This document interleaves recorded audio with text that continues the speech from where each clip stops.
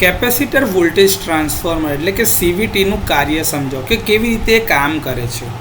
તો કે સીવીટી એટલે કે કેપેસિટી વોલ્ટેજ ડિવિઝન જે છે એ વોલ્ટેજ ડિવાઈડર સર્કિટ બનેલી છે કેપેસિટરના ફોર્મથી C1 અને C2ના આધારે. તો એમાં વોલ્ટેજ પહેલા લેવલ પર ઓછો થાય છે એટલે કે પ્રથમ સ્ટેજમાં વોલ્ટેજના ઘટાડાની સાથે, અને બીજું કે એના જે બેઝ એટલે કે જે પાયામાં જે નીચેની સાઈડ ઉપર ઇલેક્ટ્રોમેગ્નેટિક ટ્રાન્સફોર્મર એક્શન જે થશે કે જેમાં માપી શકાય તેવા સ્ટાન્ડર્ડ સેકન્ડરી સાઈડના વોલ્ટેજ લેવલ સુધી એને ટ્રાન્સફોર્મ કરવાના છે. આ બંને કોમન પ્રિન્સિપલને ભેગા કરી એટલે કે જોડાણ કરીને આ સંયુક્ત સિદ્ધાંતો ઉપર સીવીટી એટલે કે કેપેસિટર વોલ્ટેજ ટ્રાન્સફોર્મર કામ કરે છે. એનો ઉપયોગ મુખ્યત્વે હાઈ વોલ્ટેજના માપન માટે. હવે આ જે હાઈ વોલ્ટેજ છે એ 66 કિલોવોલ્ટ કરતાં વધારે એટલે કે 132 kV, 220 કિલોવોલ્ટ અથવા તો 400 કિલોવોલ્ટ કાં તો 765 કિલોવોલ્ટની જે લાઈનો હોય એની અંદર એનો ઉપયોગ વધારે થાય છે ઉચ્ચ વોલ્ટેજ માપન માટે અને સાથે પાવર લાઇન કેરિયર કમ્યુનિકેશન ડિવાઇસમાં. આ ઇનકમિંગ હાઈ વોલ્ટેજ લાઇનની સાથે સિરીઝમાં C1 અને C2 બે કેપેસિટર જોડેલા છે જે આપણે અગાઉ પણ જોયું છે એના કન્સ્ટ્રક્શનમાં. આ C1 જે છે એ તમારું હાઈ વોલ્ટેજ કેપેસિટર છે, C2 એ તમારું લો વોલ્ટેજ કેપેસિટર છે, જેના લીધે તમે કેપેસિટિવ વોલ્ટેજ ડિવાઈડર બનાવો છો. હવે આ જે લાઇનનો કુલ વોલ્ટેજ ડ્રોપ V1 જે છે એ કેપેસિટન્સના વ્યસ્તના ગુણોત્તરના આધારે વિભાજિત કરવામાં આવે છે. તો V2 બરાબર V1 into C1 upon C1 plus C2 થશે. જ્યારે હવે C1 એટલે કેપેસિટર 1ની વેલ્યુ બહુ જ ઓછી છે એટલે મોટાભાગનો વોલ્ટેજ ડ્રોપ C1ની આક્રોસમાં થશે. તો C2 જે છે એની અક્રોસમાં ખૂબ જ નાનો અથવા તો ઓછો ભાગ દેખાય છે. આ C2 જે છે જે ઇન્ટરમીડિયેટ વોલ્ટેજ જે લેવલ ઓછું થયું કેમ કે C2 જે છે ઇન્ટરમીડિયેટ પોઈન્ટથી અર્થ વચ્ચે કનેક્ટેડ છે. તો ત્યાં આગળ જે આ ઓછા વોલ્ટેજ આવ્યા એને આપણે ઇલેક્ટ્રોમેગ્નેટિક ટ્રાન્સફોર્મરના પ્રાઇમરી સર્કિટ અથવા તો વાઇન્ડિંગને આપીએ છીએ, જ્યાં આગળ એ પ્રાઇમરી વાઇન્ડિંગની સાથે એક સિરીઝમાં ટ્યુનિંગ રિએક્ટર લગાડવામાં આવે છે એટલે કે એક ઇન્ડક્ટર લગાડેલું હોય છે સિરીઝમાં.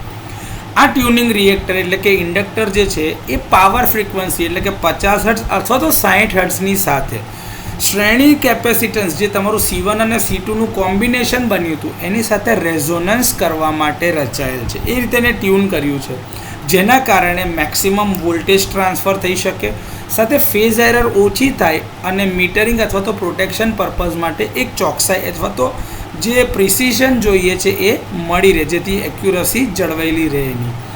આ ઇન્ટરમીડિયેટ વોલ્ટેજ ટ્રાન્સફોર્મર જે છે એ ઘણા ઓછા કિલો વોલ્ટથી લઈને માપી શકાય તેવા સેકન્ડરી વોલ્ટેજ એટલે કે 110 વોલ્ટ અથવા તો 110/√3 જેટલા વોલ્ટેજ છે RMS કિંમતમાં હોય ત્યાં સુધી એને સ્ટેપ ડાઉન કરે છે સેકન્ડરી સાઈડ ઉપર. આ લો વોલ્ટેજ આઉટપુટ પછી જે આ વોલ્ટેજ મળે છે આપણે કોને આપીએ છીએ? કાં તો મીટરિંગ સર્કિટમાં, રિલેઇંગ સર્કિટમાં અથવા તો કમ્યુનિકેશનના સાધનોને આપવામાં આવે છે. ડેમ્પિંગ સર્કિટ જે લગાડવામાં આવે છે એ સ્વિચિંગ ટ્રાન્ઝિયન્ટ વારંવારના ઓન ઓફ કરવાના જે પ્રોબ્લેમ્સ છે એના સ્વિચિંગ ટ્રાન્ઝિયન્ટને શોષી લે છે અને ઓસિલેશનને થતાં અટકાવે છે કેમ કે ડેમ્પર એટલે એક મજબૂત વાઇન્ડિંગ જે છે. ફેરો રેઝોનન્સ સપ્રેશન સર્કિટનો ઉપયોગ ચોક્કસ સ્વિચિંગ અથવા તો ફોલ્ટની પરિસ્થિતિ દરમિયાન કેપેસિટર વોલ્ટેજ ટ્રાન્સફોર્મરને બહુ હાઈ એટલે કે ડેન્જરસ ઓવર વોલ્ટેજથી સુરક્ષિત કરવા માટે થાય છે.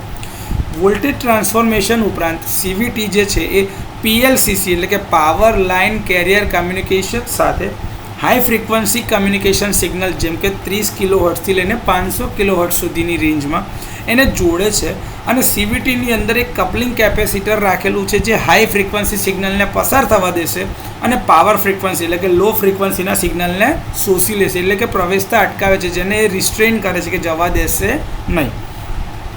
કેપેસિટર વોલ્ટેજ ડિવાઈડર ફક્ત ત્યારે જ સંતોષકારક એટલે સેટિસ્ફેક્ટરીલી કામ કરી શકે જ્યારે એના સેકન્ડરી સાઈડ ઉપર જે ઇમ્પિડન્સ એટલે કે બર્ડન લગાડેલું છે એટલે કે જે મીટરિંગ સર્કિટ છે, કમ્યુનિકેશન સર્કિટ છે કાં તો પ્રોટેક્ટિવ સર્કિટ છે એના દ્વારા જે કરંટ ખેંચાય છે એનું મૂલ્ય સિરીઝ ડિવાઈડરના કરંટ કરતાં ઓછું હોય.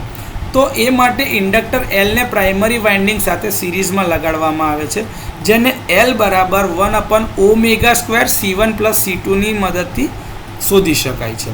આ ઓમેગા એટલે તમારી કોણીય આવૃત્તિ જેને એંગ્યુલર ફ્રીક્વન્સી કહેવાય છે જે 2πfથી ગણી શકાય છે. તો આ રીતે ઇન્ડક્ટરની વેલ્યુ શોધી શકાશે જેથી કરીને રેઝોનન્સ કરીને મેક્સિમમ વોલ્ટેજ ટ્રાન્સફર કરી શકાશે. Primary winding of electromagnetic transformer available, જે બેઝ જે છે તમારા સીવીટીમાં ત્યાં જે ટ્રાન્સફોર્મર મૂકેલું છે એની પ્રાઇમરીની અક્રોસમાં એટલા વોલ્ટેજ મળી રહે એવું સુનિશ્ચિત કરવામાં આવે છે. તો આ રીતે કેપેસિટર વોલ્ટેજ ટ્રાન્સફોર્મરનું કાર્ય સમજી શકાય.